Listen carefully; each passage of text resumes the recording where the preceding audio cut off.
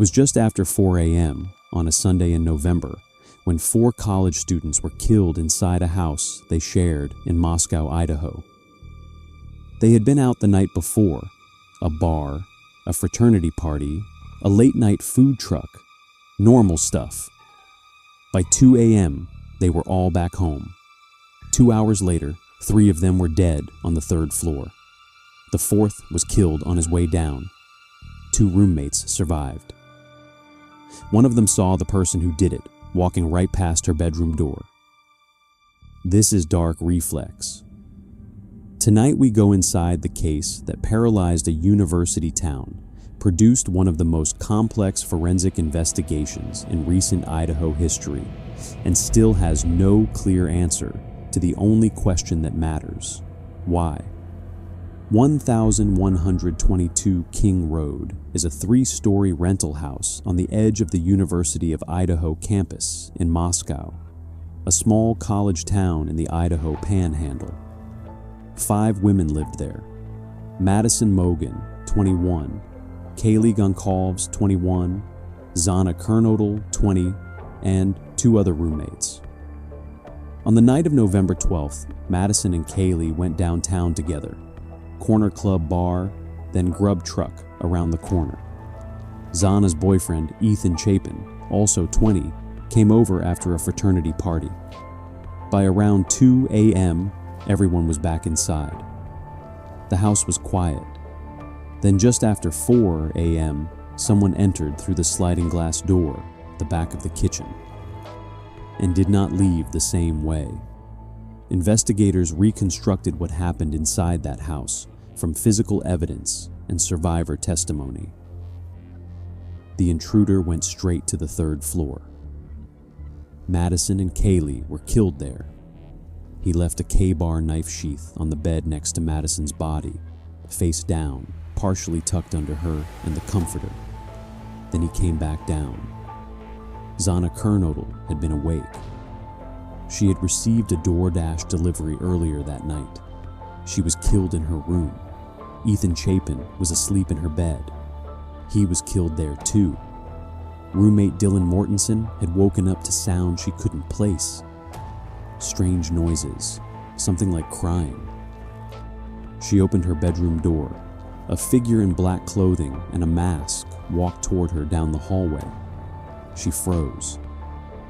He walked past her and left through a sliding glass door. She locked herself in her room.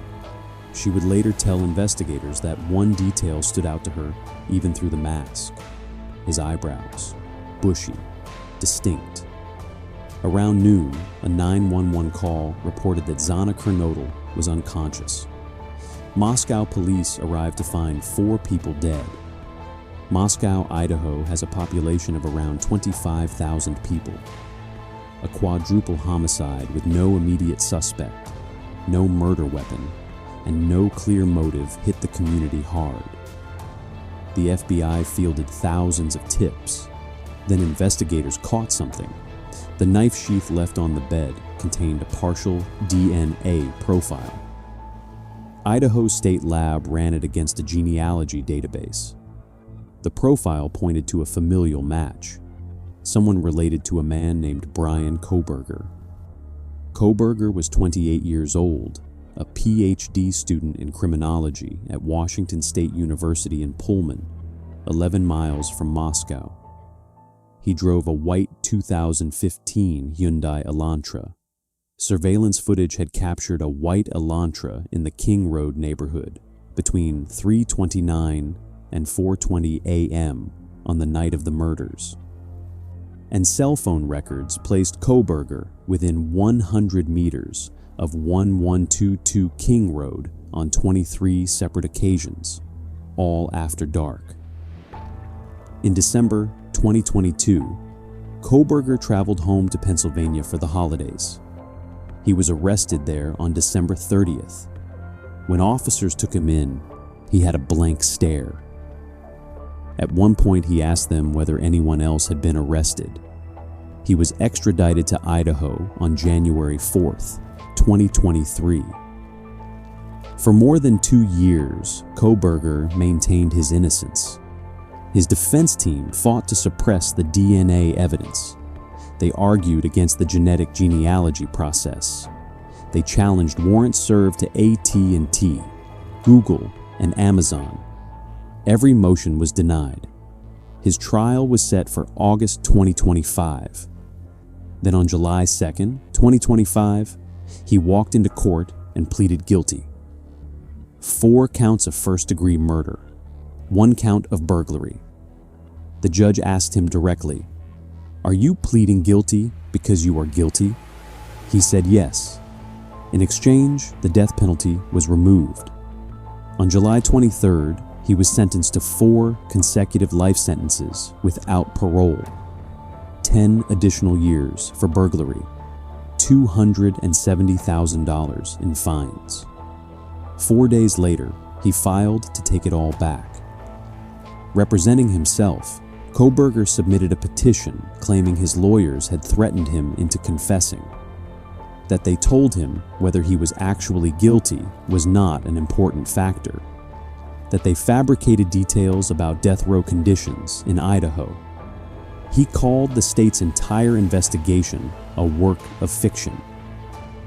Legal experts say his chances of succeeding are close to none. The bar after sentencing is not just cause, it is manifest injustice.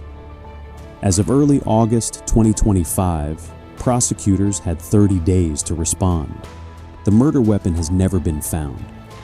No motive has ever been established.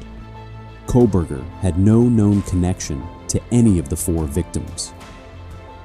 The families of Madison Mogen, Kaylee Goncalves, Xana Kernodle, and Ethan Chapin sat through a guilty plea, a sentencing, and then watched the man convicted of killing their children file to undo all of it 4 days later. Idaho's Attorney General said his office stands ready to do whatever is necessary to ensure justice is carried out.